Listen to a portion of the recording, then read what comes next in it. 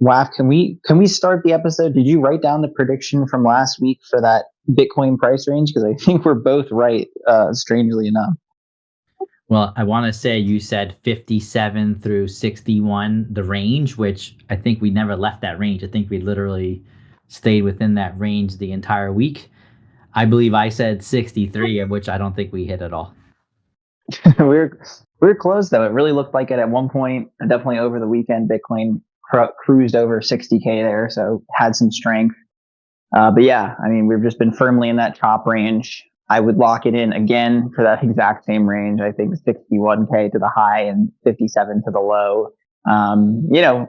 It's just a lot of support and resistance, not really anything else going on. Haven't really seen too many catalysts coming out. So there's definitely just been a few things here and there. I know JD, as always, has a nice little report on some projects coming out this week that we'll definitely share. Shout out to JD. Always appreciate it, sir. But other than that, just kind of been a lot of chop. But anything in your end there, WAP, stuff that's been catching your attention? Oh, the number one thing that's been catching my attention is the fractal narrative, and we could get to that. But I do want to talk about the Bitcoin price. I think, we are going to remain range bound. We are on August 20th today. So we are not out of the summer doldrums yet. The Bitcoin price action is probably, as exciting as watching like paint dry at this moment. But at least we do have some things like bubbling and boiling up beneath the surface, which I think is fractals right now. Hey, it's a great segue, WAP. I honestly haven't dove too deep into fractals, but I know the narrative, has really been coming through for a few different projects that we've seen, right? Like you've brought up stuff like RSM. We've talked about Bank before. So just all these different narratives pushing fractal runes, making it easier to transact. That's how I've seen it at a higher level. But I know you've been doing some research and diving into the weeds. So anything you could share with us, sort of what you've been seeing? What's the latest and greatest on the fractal front? So think of fractal as a Bitcoin side chain, right? So similar to like a Merlin, except this one is backed by Binance and Unisat and has like that Bitcoin look and feel to it. So if you have used the fractal network, it's like directly through your Unisat wallet, and you kind of just like do a drop down and go to the fractal network. So I think it's got like that narrative going for it. It's the BRC20 contingent people kind of like pushing this fractal narrative. A few collections and a few things have popped off in recent days. There's a collection called Domo Ducks, which is like after Domo, like the creator of the BRC20 standard. It's like a collection of 256 different ducks, and its parent inscription, I believe it's like inscription number 256, like a very early ordinal.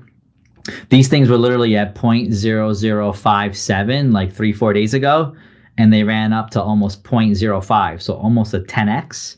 It's now sitting at 0.026. The push behind that price action is of the BRC20 token Quack, QUAQ. So apparently Quack will be the first meme coin on Fractal. So there's a BRC20 that'll get migrated over, and then every Domo Ducks holder will also receive an allocation of Quack. And I think the big brains out there calculated that allocation to be worth about maybe like 2,000 per Domo Duck. So of course that price ran up. And then there's sort of like a secondary collection called Domo Ducks Serial Edition, which is sort of like the child ordinals of this Domo Ducks collection, because within the Domo Ducks collection you have like males and females, and apparently they have childs and children. So this Domo Ducks Serial Editions are the children, and like they're priced at like 0.002 at the moment. I think they ran up as high as 2x that too. So they're both down about 50% off their highs, but up about 200% in the last 4 or 5 days. So that's sort of what's driving Fractal right now. And then I think what we're really going to see is a whole pre-fractal narrative and meta coming up that I think we all need to be paying attention to. Dang, well, appreciate all the alpha as always, dude. And that's a great rundown. I mean, we've talked time and time again in runes and ordinals, but it really does pay to play these sort of asymmetric opportunities. Asymmetric just because there's a new kind of technology. We've definitely seen early adopters of runes, early adopters of BRC20s do really well in the past. So the fact that now there's fractals, and appreciate the shout there that that's backed by Binance and Unisat. I mean, that's a pairing in heaven right there. So crazy that you have something that's pretty official in terms of big players in the space. And now, Quack just being the leading meme coin over there. So is that sort of like a pre-allocation? People are calculating that based on what they expect the market cap to be, or is Quack already a tradable token on Fractal Network? Quack is a BRC20, and then there's like they came out with sort of like a pie chart of what the allocation is going to be for public, for holders, and everything like that. So think of puppets and like pops and the rune pops, like pretty much like we get to run back pre-runes all over again with fractals. All right. Well, looking forward to that. Any idea, just based on that allocation, what people are projecting the market cap to come in at? I guess based off the BRC20 that's already out. I think even projecting it at about just as low as like between 3 and 4 million puts each Domo Duck at about $2,000 allocation. Wow, that's crazy. And you said right now they're trading at 0.025? Yeah, it was 0.26. It got as high as like 0.047 yesterday, maybe even a little bit higher. And remember, the collection size is only 256. Damn. I mean, I absolutely love the play there, Waf. I definitely might have to, investigate a little bit further there. Do you have any resources or links, I guess, for me as well as the chat, of course, to take a better look at those collections? Because I definitely have some interest just doing the napkin math. 0.025 is what, like $1,300-$1,400. So it seems like there's definitely some upside there. And that's only a 3 to 4 million market cap, which seems fairly low if this is actually going to be a chain. I mean, just seeing, obviously in Wake and Jake yesterday talked a lot about Tron Network. So the fact that you're seeing meme coins on Tron doing 100 million, if this is a brand new chain that people are going to be trading on, 3 to 4 mil for the leading meme coin seems pretty low. So that's great alpha right there. Yeah, I could find a good X thread breakdown of it with the allocation and everything, and then I'll shoot it into VC Hangout a little bit later. There was actually another collection that minted yesterday, and again, this is the pre-fractal meta that's happening. It was called like Monarchy. It was off of Ordzar, and basically you mint this ordinal, and that ordinal is like a guaranteed like fractal coin allocation. So again, it's like that rune cycle all over again, where you mint an ordinal and they're promising you like something on fractal. So right now, like I'm on the lookout for anything runes, BRC20 or ordinal that's like promising something on the fractal like network, because I think that's going to be like the meta right now, and I think we're going to see like big gains and big moves on people just kind of calculating market caps if it's like a token, and just being it's probably like the most bullish thing at the moment. So I think there's just an opportunity, really. It's what it comes down to. Oh, absolutely, Wap. I think anything that's new infrastructure wise, anything that's new in terms of a chain. So if this is a new network that a lot of people are going to be trading on, I mean, even if they don't, right, it's just sort of that speculation and anticipation of it. Because I know leading up to runes, pre-rune stuff did phenomenal. And then actually after the launch of runes, there weren't really many people using it. So, in all candidness, I wouldn't be surprised if it's a similar situation where they're talking about pre-fractals and there's a tight-knit community, people who are in it and speculating.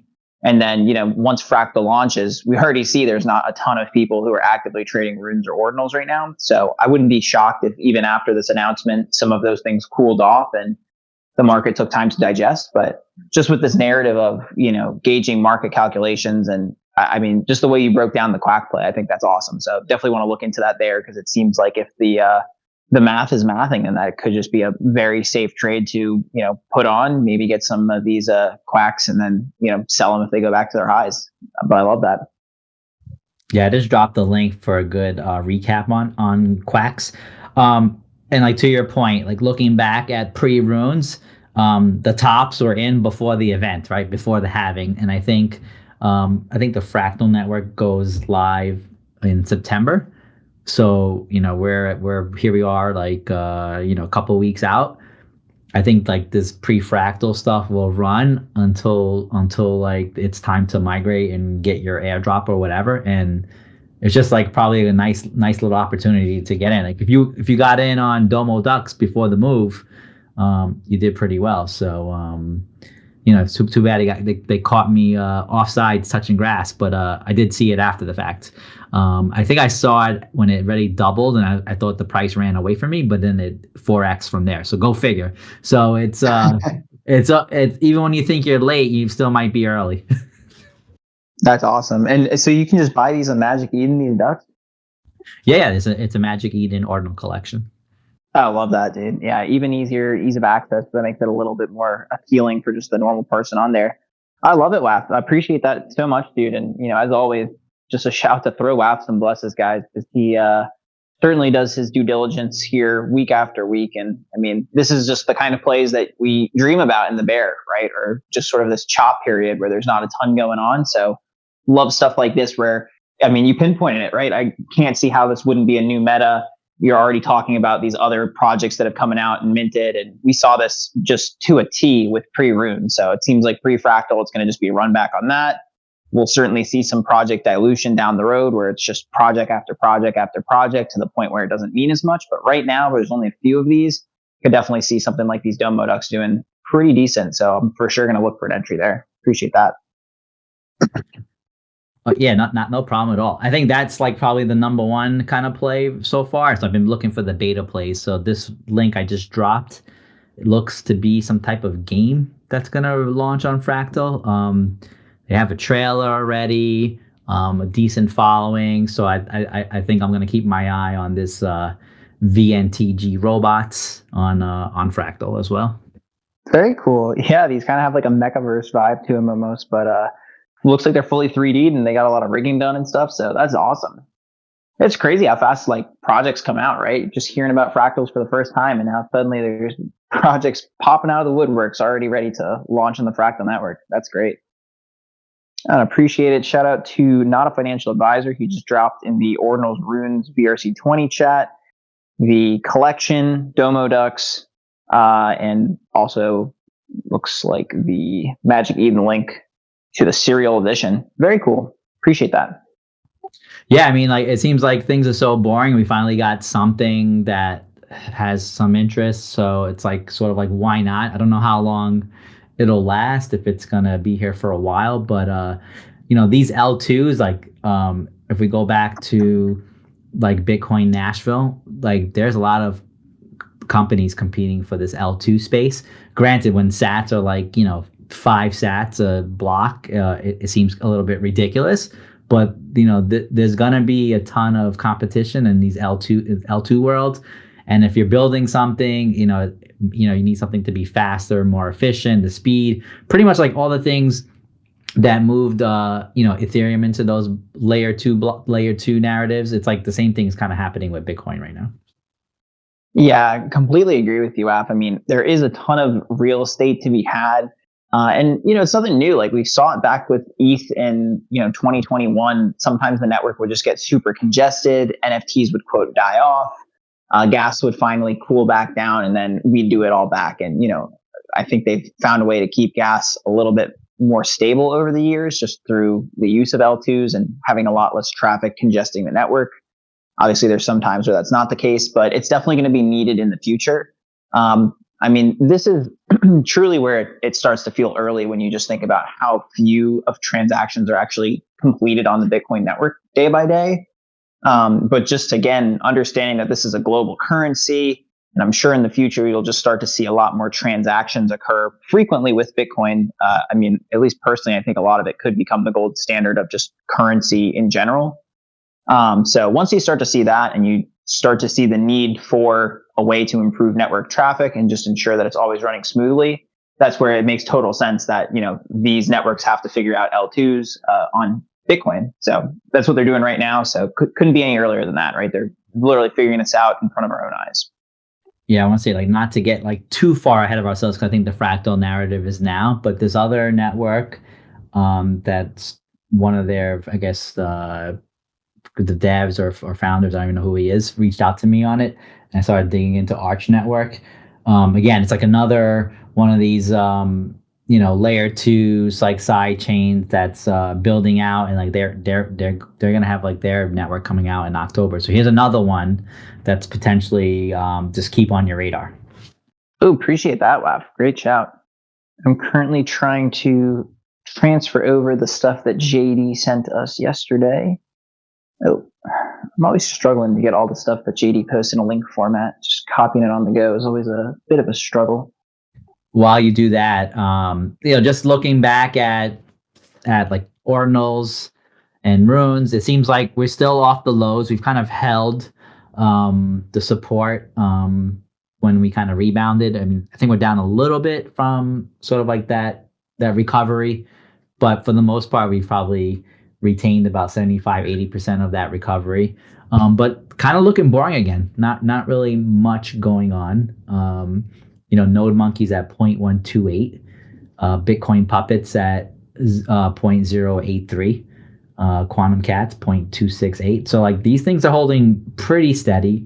OMB's 0.161. We got nat cats at like 0.017, I believe, might be 0.016. They had a nice run as well. We do have a spaces locked in next week with the founder of NatCats to talk about block drop. So that'll be exciting to dive into with EV on that one. So I just think, again, just going back full circle to the overall macro narrative, like right now, people are touching grass. It's summertime. Crypto's kind of lagging the overall markets, where like the markets seem like after they dipped on that the yen carry trade scare, like they've rebounded like a V-shaped recovery, and that hasn't happened with crypto. And I think we're lagging, and once like September rolls around, I think we're going to catch up. Yeah, definitely a good take and read on it, Waf. I'm still not fully sure where we're going. I mean, I think that's the biggest thing is just over the past couple of months, there's been so much uncertainty. Do appreciate all the call out on those ordinal collections. I mean, yeah, certainly rebounded a little bit from the low. They've given some of those recovery gains up, like you pointed out, but still holding well.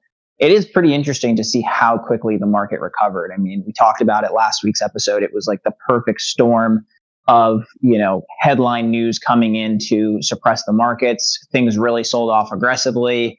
And all of a sudden, we got a ton of stuff coming in. So I know we talked about this last week, but we have now 1 week from yesterday, it's a week from tomorrow, NVIDIA earnings, your birthday, coinciding. So that's going to be fireworks one way or another. I think that's going to be a pretty big determinant. So we're all going to be here to wish you happy birthday next Wednesday, Waf, and we'll have to tune in and see what's going on. Thanks. I appreciate that. It's funny because last week we had CPI and we were expecting it to come in like a bit lower, and it did.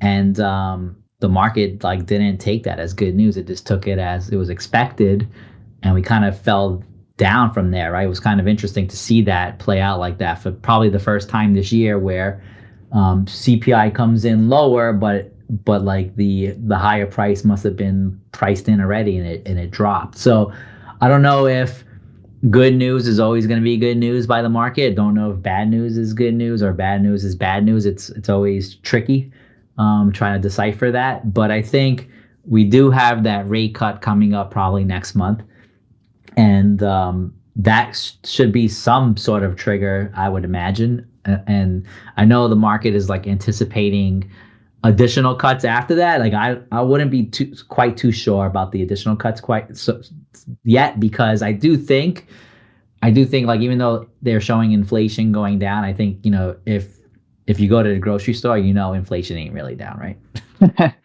Yeah, 100%. I mean, it's funny because the CPI is really just made up a basket of goods, and a lot of the times they have additional baskets that are thrown in there to conflate the numbers a little bit. You also have times where they don't always report stuff. So I think they said in like the most recent report, they left off some consumer good category.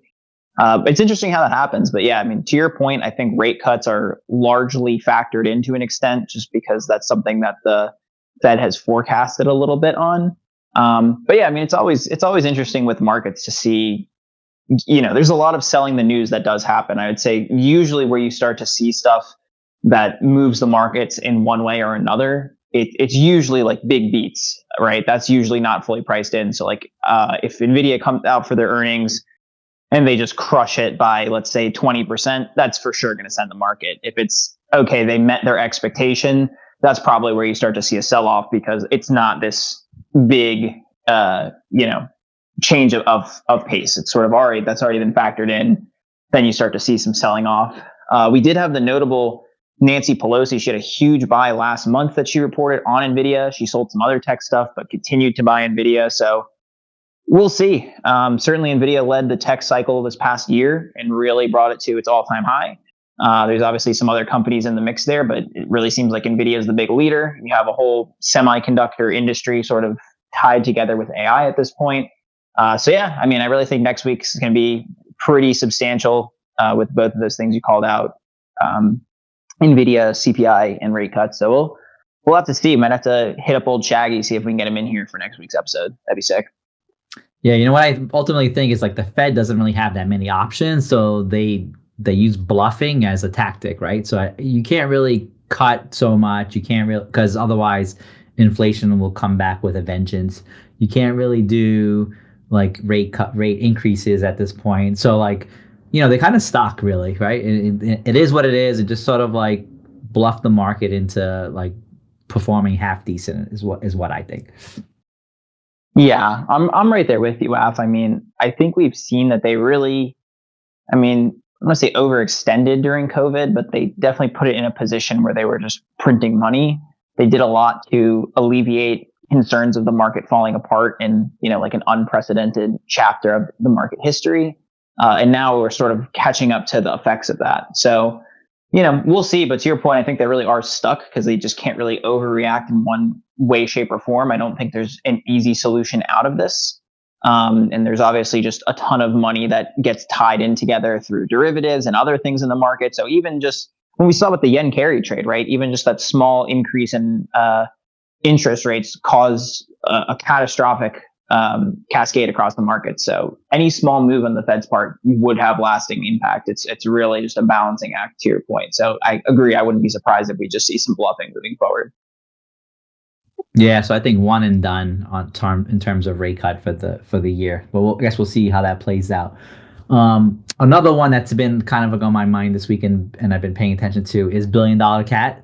So $1 Billion Cat, I don't know if you noticed on Magic Eden, like the volume has like disappeared because it's now trading on Gate.io. So I think everyone's trading $1 Billion Cat on centralized exchanges, and like on Magic Eden, the volume has just basically disappeared. Yeah, I noticed that. I didn't realize that it was a Gate.io counterplay or that there's volume being traded over there, but I was wondering what was going on with the volume. That to me was a little bit surprising given that it just showed so much strength in the past week. I think it actually wasn't Gate.io. It was actually Mexi, if I'm not mistaken. It's one of those two. You have me pulling up my rune charts right now. I'm going to check it out, scout it.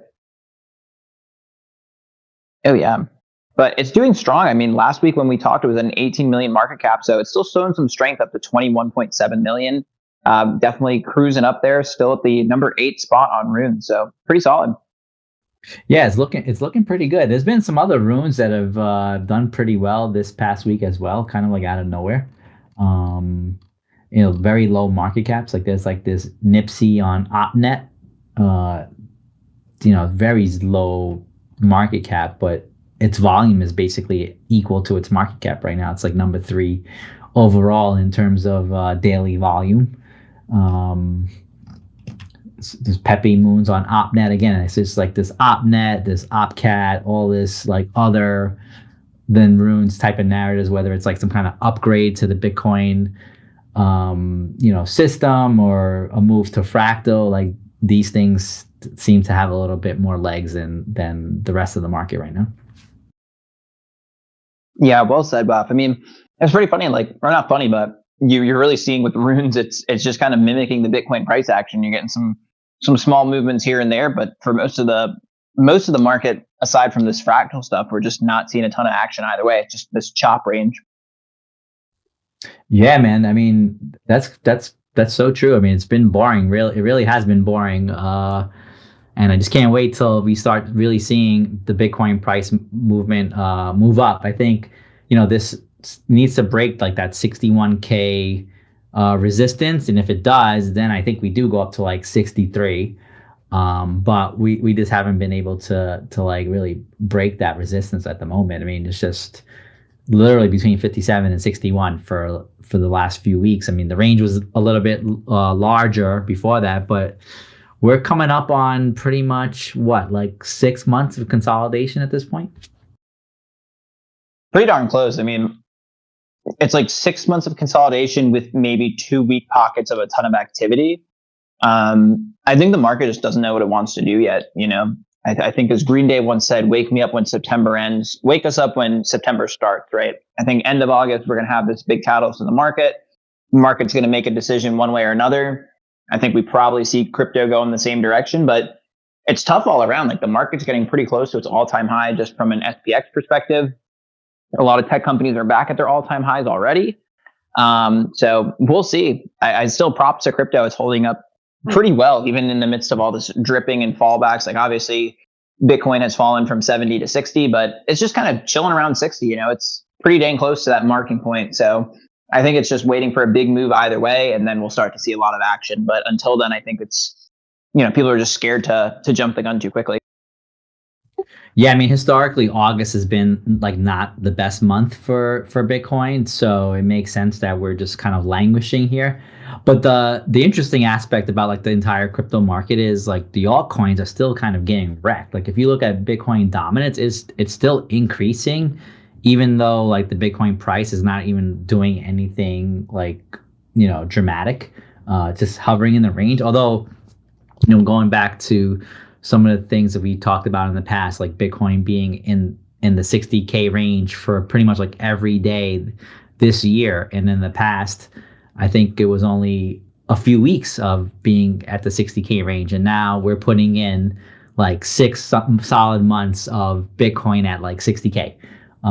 So that just shows me like this is kind of like the new baseline moving forward. So like come next year, when we really should be in the banana zone and everything really should be going crazy, and then we'll have that eventual pullback in crypto winter again. Like this might be where we find support again in like the next bear market. Yeah, totally agree with you there, Waf. And I mean, we've seen it. We've just seen it in different cycles. Like that's just how crypto moves, right? Ethereum last time around, it chilled a lot around like 3,000 and 3,500. I mean, Ethereum was in that range for like months and months and months, finally broke a new high, and then kind of chilled and sold off. So I wouldn't be surprised if we see the same thing with Bitcoin. If it stays at 60K for a few more months, if it goes back to 70K, might chill there for a little bit. I'm probably a little bit more skeptical than some other people. I mean, I still do think we get a leg higher this year, but I'm not expecting this like super cycle that a lot of people have talked about, where it's like, oh man, it's a super cycle. I feel like we've already seen some of it, right? Like we saw WIF hit $5 billion market cap. That's crazy. We saw just so many coins on Solana run up to 100 million plus. We saw ordinal collections just absolutely rip, to the sky. Ordinals and runes in particular, I think are still good investments just because there's that Bitcoin narrative. Which ones, to get in, I'm not saying everything's a good investment in NFA as per usual, but I do think a lot of the froth still needs to come off, and we need to just get a little bit more streamlined with what's going on in the markets before we can see any, tremendous upward momentum. Yeah, I agree with that. I'm trying to think, like probably the other mint that I saw this past week or so that seems to have done pretty well was a DMT mint, by the way. Go figure. It was Heroes. I don't know if you got in on that, but it's sort of like an AI mint on DMT. It was on Mscribe. They had like a secret launch, and then they had a public launch, and I think it's like 4 or 5x since mint price. I don't know if you got in on that one. I didn't. I was actually out, had my parents visiting, so I was very much in touch grass mode. But I did hear about them. I think it was either you or Blessed for telling me about it, but I thought it was pretty cool that they were doing it. I was a little bit skeptical because DMT stuff doesn't do tremendously well, but anything like that where it's just a hype mint at a very low mint price, you might as well. I've noted like it's a little bit tricky. I do miss the good old days of NFTs where you could just like mint 50 or 100 of whatever you wanted. It's just a matter of like, are you going to pay for it? But these low cost mints in like the 0.001 to 0.003 range, or 0.001 to 0.003 range, like they do really well. They oftentimes go to 2 to 5x their mint price. So I'm glad you went for that, WAP. That's an awesome snag. Yeah, I think a few of us got some in like Chelsea. I know got some, and pretty much like everyone that hangs out in the Ordinals thread got in on those. So that did pretty well. I do think like it's going to be interesting coming up with this fractal narrative, having its day in the sun. I want to say next month, and then we still have Tap Protocol, which I think it's programmable DeFi on the layer one, which I think is kind of sets it apart from everything else that's going on, but with just little fanfare, like without the cabal, right, backing it. So it's going to be interesting, I think, to see, like at the end of the day, who wins these programmable wars, or like this, scaling wars on Bitcoin. I think like ultimately I'd rather stay on layer one, but I'm gonna go wherever the money flows. But I do like what Tap Protocol is doing too. And I haven't bought a track validator, but I think those things are actually probably worth getting.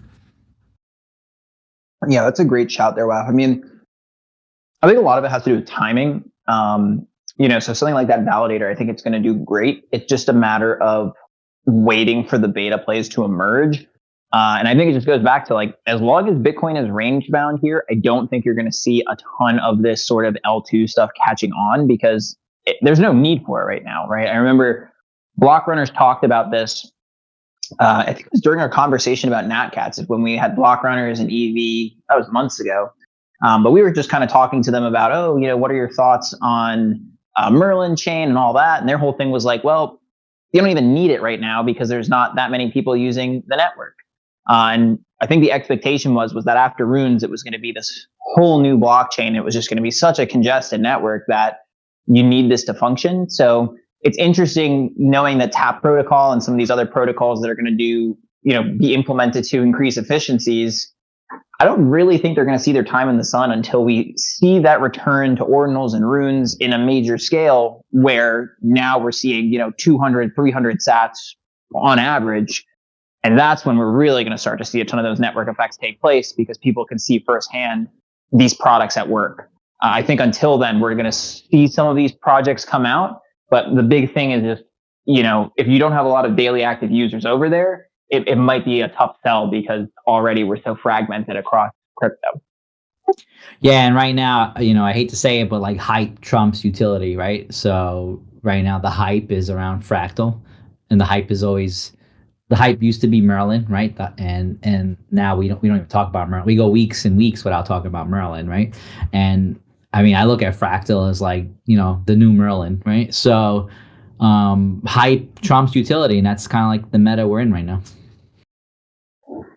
Yeah, it's funny. Hype has always been the meta, bro. Ever since Supreme started making t-shirts, the world just said, hey, we need it. Yeah, man. I know like we were only like 35 minutes in, but I think that's kind of like all I had really on my menu, on my docket. Is there anything else you've been looking at or interested in, or other random thoughts? Are you looking at, Hamster Psycho or whatever that thing's called? Oh, Psycho Hamster? It's Psycho Hamster is still chilling. It's funny because I've never even realized this until right now. I have been bullish Psycho Hamster while actively fudding Hamster Combat Token. No, I definitely have been just touching a ton of grass and enjoying summer. I think that's just one of the things that I've learned a lot over the past few years in MVHQ is like just slowing down your trades is really important. The first time I traded NFTs, I've like never made money like that in my life before, and gave so much of it up because I didn't know when to sit on my hands. And we were really fortunate to have a great bull cycle, over the past 6 to 8 months. And it's not to say it's over by any means, but I think just being an active participant, you can really observe that things have slowed down. So huge props for, people who are still glued in. And that's what I love about the Ordinals and BRC threads is that, I'm personally just touching grass to take some time off, but there's still stuff going on. So like to your point with fractals, there's still some huge opportunities. But just for me personally as a trader, I try to tap in when there's, just an environment that's conducive to more opportunities every day. So I've just been touching a lot of grass, just kind of chilling, reflecting on trading. I'm kind of just waiting for a catalyst in the market to dip my toes back in. So not too much on my end. Dude, same here. Like I feel like I've been just enjoying dad life in God mode and basically just taking kids out every day, doing something, getting ready for vacation, and doing nothing in terms of a trade is a position in itself, right? Like you don't need to overtrade. Sometimes like preservation of capital is better than trying to make money, right? Like, and there's no reason to like get in on stuff on hard mode. Might as well wait till easy mode is back on and wait till like the trades kind of are so easy, like they make themselves. I do think fractal is like an actual opportunity to where like you could have your ears percolate up a bit, because I think that one's a little bit different.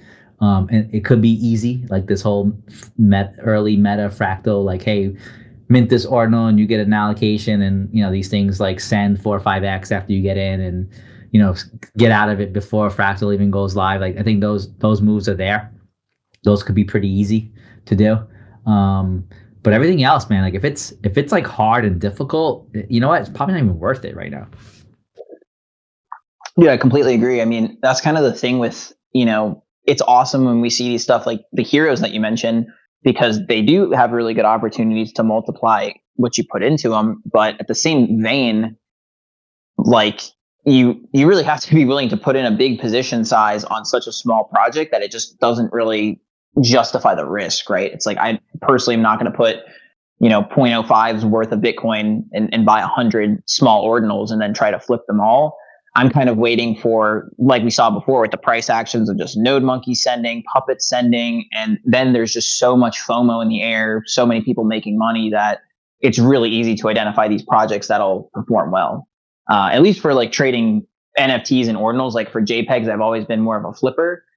Something like Frux definitely saw that as a great opportunity to get into a project and swept a few of those. So that was fun. But yeah, to your point on fractals, WAF, phenomenal call out, dude. Like definitely, I think just in the day today, when you see a lot of these new ordinal projects come out, there's not as much excitement. But for something like this that has a narrative associated with it, and you have the ability to buy it, have hype leading up to it, I would usually almost always sell before the big reveal, right? And that's not like exclusive to fractals. That's just, I think, proven over patterns of NFT projects that we've seen in the past. There's always that post-reveal dump on any project, right? Some people hold for the rares. Same thing with some of the airdrops. We've seen collections on Solana. I think Mad Lad is like a good example. RIP to some Mad Lad holders. But just the price runs up so tremendously leading up to the airdrop. Sometimes it's well worth it, right? I mean, we've seen, Mad Lad still did airdrop a ton of value to their holders through stuff like DIM. Same with Bored Apes. But if you just want to lock in an easy profit, a lot of times you can just hold up on the hype and then sell it. So exact same thing happened with pre-rune. So I'm super glad you shouted these out. I'm definitely going to look to scoop a few of those Domo ducks, because I think it just seems like a really good play to hold on to them for a little bit and then sell before drop. Yeah, and the other move or other play I've been doing is the liquidium lending, because I feel now that the ordinals prices have kind of stabilized and we're not just like free falling anymore, like lending out against some Bitcoin against these ordinals at like a 70% LTV, it's pretty nice. So like if I'm lending out against NatCats, say NatCats currently have a floor of 0.016, I'm lending out at like 0.011 or 0.1, and I'm getting 120% APY on that. Or if the borrower doesn't pay it back to me, I'm getting the NAC at it like 0.01, 0.011, and then I could go ahead and floor it if I want to, or just kind of hold on to it. So I think like right now that the floors have stabilized, it's a good time to lend and accumulate points for the liquidity airdrop, and just like earn interest on your Bitcoin if you want to. I've been doing that with puppets too. I think I had like loans out on like 7-8 puppets last week, all got repaid. So that was another good one. So I do like lending out against these collections that I'm just naturally bullish on. And it's just, I don't know, it's like something to do while the market's boring. Yeah, absolutely, Waf. I mean, nothing wrong with collecting the passive profit. I've personally just been selling options every week on Nvidia. I'll sell puts. So I'll basically just say if the price goes below, let's say like $120 or $115, just a spot where it's, I think I'm getting it at a discount for where it's been.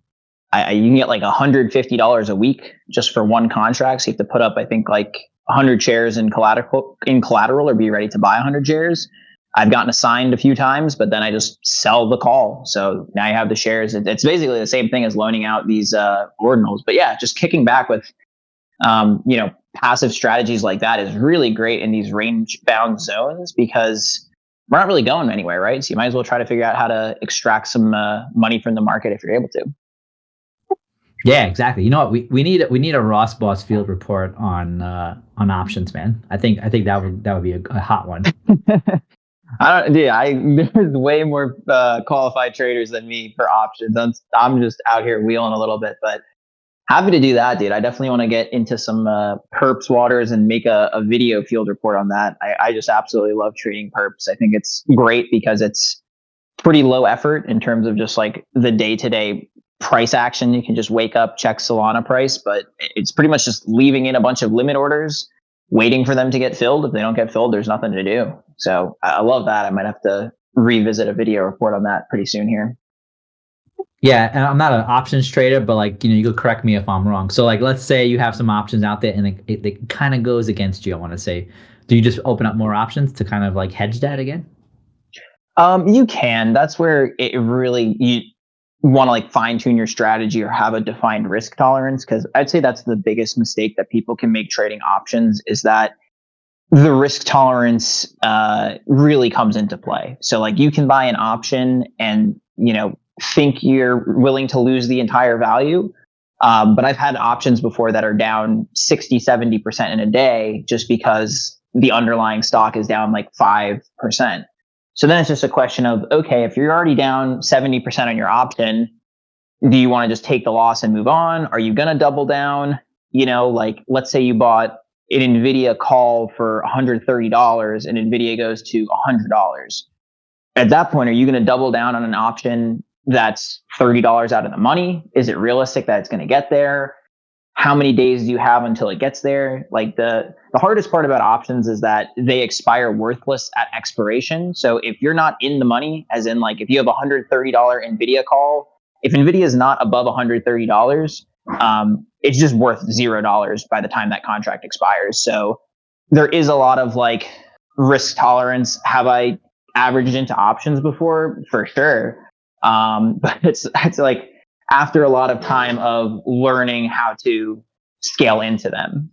So for anyone who's listening, definitely some great YouTube videos you can check out on how to trade options. And it's certainly fun during like stable periods of the market where it's just chopping a lot. But definitely just bet smaller than you think. Like I always like betting where if I buy an option contract, that way, if it goes down 50%, I can buy another one versus when I first started, I would just, buy 3 option contracts at once and then be kind of screwed when it moved against me. Oh, that's very good information there. I would say like when you buy options, how far out are you buying them? Like 1 month, or are you buying like much further out options? It depends on the play. So I can give you a really good example of one. And again, I say this a lot during our show, but I want to re-emphasize that we're very apolitical over at MVHQ. So this is never any political affiliation. However, when Trump started trending in the polls, there was a company called GEO, GEO, that was really their whole like business is surrounded by privatizing like border control. So when he started picking up in the polls, I started buying options that were like 3 to 4 months out on this company Geo, and they went up like 30 or 40% just because there's some border policies that Trump has been affiliated with in the past. So for something like that, I'm not looking for like an overnight catalyst. I'm not really expecting anything to happen crazy fast, but I am expecting, okay, if Trump continues to trend well in the polls, this would bode well for a company that's working on border security. So that thesis ended up playing out correctly. Other things that I'll take at a smaller time frame, like Coinbase is actually one that I play puts on the downside a lot.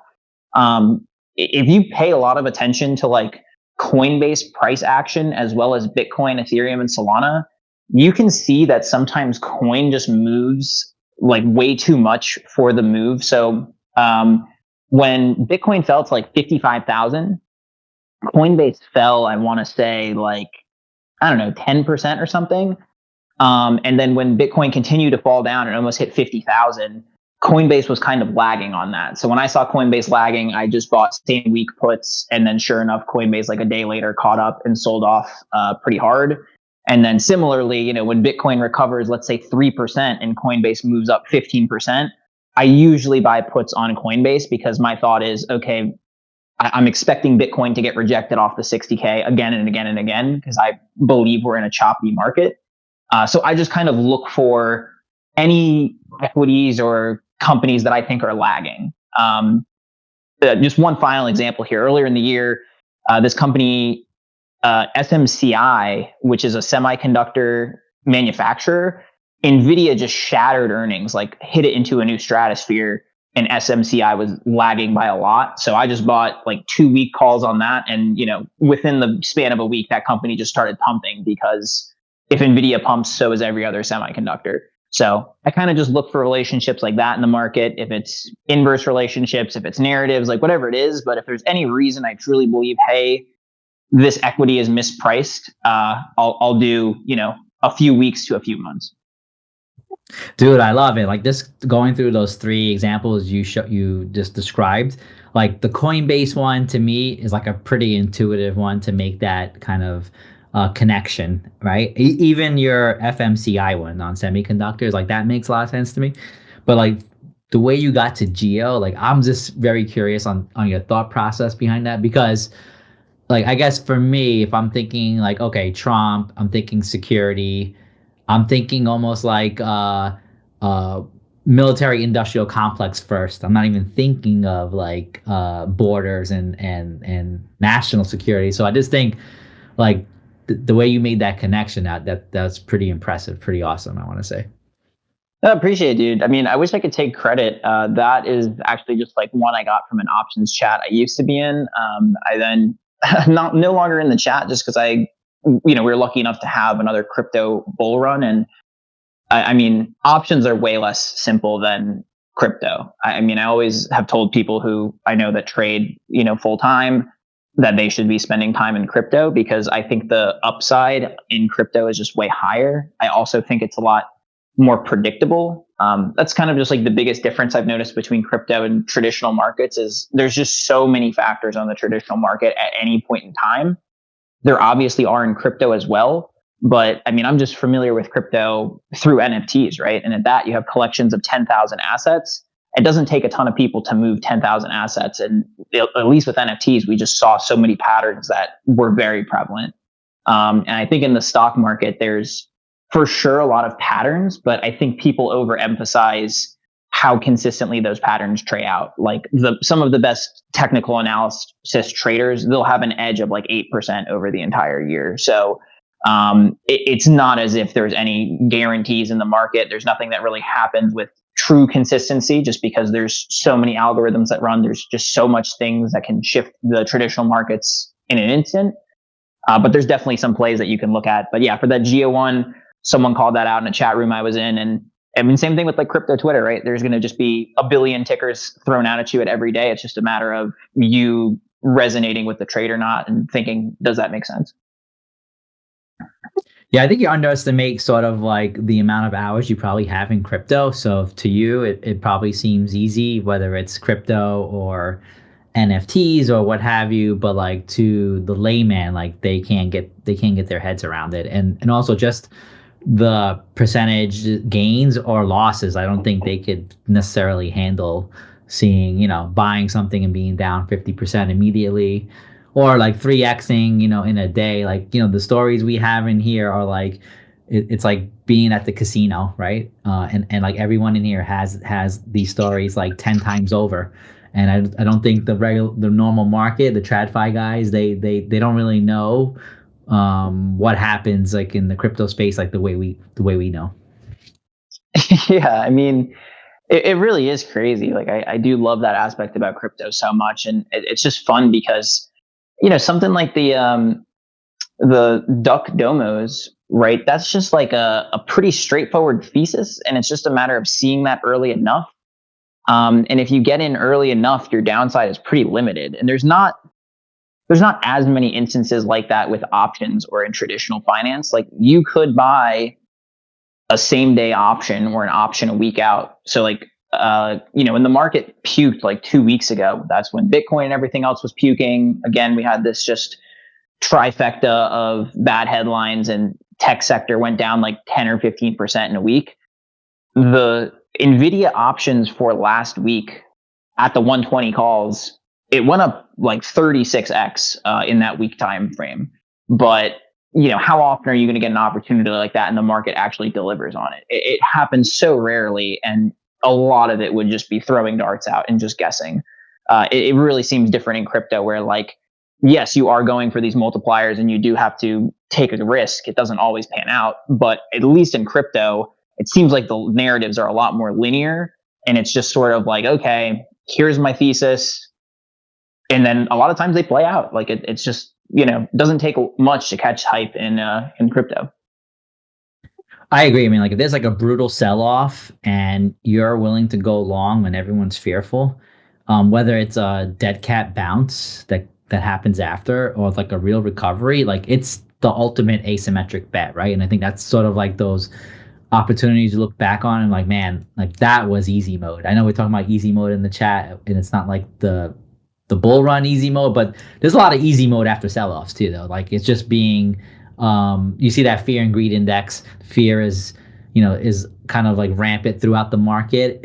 Those are the days it's just an easy buy, in my opinion. And if you're buying options, or if you're doing perps and you're leveraging, then you're just basically turbocharging like that recovery gain.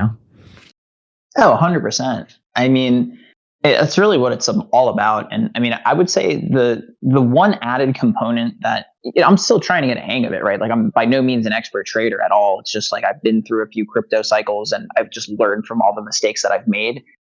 I guess, well, first and foremost, just want to shout out Chat with Traders. I don't know if you guys have heard that podcast before, but it's awesome. Honestly, it's just like episode after episode of hearing from traders of all different walks and wakes of life, hearing their stories. Almost universally, you'll hear a trader talk about, I blew up a lot of accounts, then I got more consistent. I spent 3 years with the setup, I got better at it, and then here they are. So a lot of it comes to developing a system, which I'm still trying to get consistent with. But in terms of just buying the dip, like the biggest thing is just understanding when to buy, but even bigger is, again, risk tolerance, right? Because if you look at just trend lines on a chart, almost always, if we're in a bullish trend and there's a pullback, it's a good time to buy it. And you can just look at Solana as the perfect example of this over the last crypto bull run. We're clearly trending up in crypto. Anytime Solana had a significant pullback, so that's the understanding when to buy, right? You shouldn't buy a 3% pullback on Solana. But anytime Solana pulled back like 10 to 20 to 30%, if you were buying those dips along the way, pretty easy money. But it all ties together with risk tolerance, because you can't be buying every single dip of Solana and then never be wrong. There's going to be a time when you buy a dip and you are wrong, where you can become that successful, consistent trader that I'm trying to become, and a lot of us in MVHQ already are, and I'm sure a lot of us also aspire to be, is just that consistency to say, here's how much I'm going to put on every trade, and just over time, I'm going to be right more often than I'm wrong. And that's over any vehicle, right? If it's with options and you're going for a 10x and you're wrong 9 of the times, but on the 10th one you hit a 10x and you're in the green, awesome. If it's buying the dip on Solana and you're right 80% of the time, great. But it really is just that risk sizing. Like, you never want to be in a position where it's like, well, here's the Solana 30% dip, I better go all in, and then you just get wrecked. Like, you really just have to have your setup, identify what you're looking for, and then go for that. But for sure, in periods like this where the market's sort of continuing to get up to a resistance point and then pulling back, I've just been having fun buying the dips on pullbacks and hoping it comes back. And if I'm wrong, I'll get stopped out, no biggie. But that's kind of just how I've been approaching it right now. You know, we always say when in doubt, zoom out, right? So if you're just taking the longer view, all of this is just winds up being noise at the end of the day. And then just about risk, I just dropped an X thread about pump.fund. It has some interesting stats in there. I don't know if you have you seen this. Pretty much only 3% of wallets have made $1,000, and less than half of 1% made more than 10,000. And I mean, that's what just so basically everyone's losing. Pump.fund, when it comes down to it, it's basically like a liquidity extraction. And then just to bring this all the way back to Fractal, there's an app that's going to be on Fractal called satspump.fund. So basically it's going to be basically a shitcoin launching similar to Solana, but just on Fractal. So we got that to look forward to coming up. Oh, wow. Dude, yeah. I mean, not gonna lie, I just like usually avoid all those blasted pump.funds. It's just like, I mean, props to the people who do it. It gets so crowded so fast. Like, I think at the start of the Solana meme coin phase, I was feeling super confident. I think I made a video field report. We did like an office hours and walk through it. But once it just got to be like 3,000 coins coming out a day, I was like, okay, this is just too much to manage. So that's sick. It's great for fractals. That's for dang sure. But in general, like, my gosh, props to people who can keep up with all the new coins and meme coins and shit coins and just do it well. I have so much respect for those people.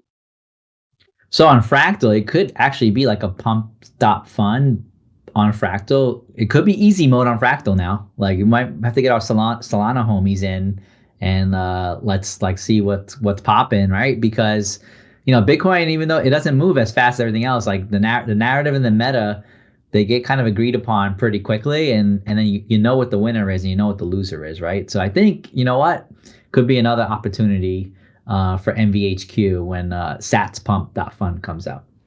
Dude, 100%. I mean, we have it early, right? Like, shout out to Jake in the field report on Tron. If you got into something like Sundog or some of those other tickers he shouted out early on, you could have made a huge gain. So as long as you're betting with money that you're comfortable losing, like, if you're just there and you're buying every sat that comes out, if you can identify that first sat project at 100K or something, it doesn't take much for those to get to 5 mil. So you could easily hit a 50x on something and just pay for all the losers. It's just a matter of having that thesis play out. That's a big thing as well. I've been just reading about over the weekend. A lot of times as traders, we sell our bags way too early. And it's just funny because it's like, think about, how often we hold stuff to zero because we're stubborn. Why sell something with a 10% gain? For something like that, if it's going to be fractals on pump fun, we should be willing to, ride those out and get some big multiples. Always NFA, but, definitely go in there with a strategy where your winners can cover your losers. Yeah, I agree. On Tron, and I did read Jake's field report, and I seen this Tron narrative like forming and coming. And it's just out of like my sheer laziness and not wanting to like get a new wallet, get Tron. I just didn't want to get set up, and I missed it literally because I was being super lazy about it. Yeah, I definitely. We got an office and it was going live, by the way, Ross. I think we got to cut it. Oh, my bad. All right. Definitely join THC in office hours. It's going to be a banger. Thank you so much, WAP. As always, man. Shout out to JD. I don't know if you guys saw, I dropped his links in voice hangout chat, but yeah, hop on into office hours for an electric one with Top Hat Cat himself. Thank you, everybody, for tuning in to BossDawgs. We'll catch you next week. All right, later, Ross. Peace, y'all.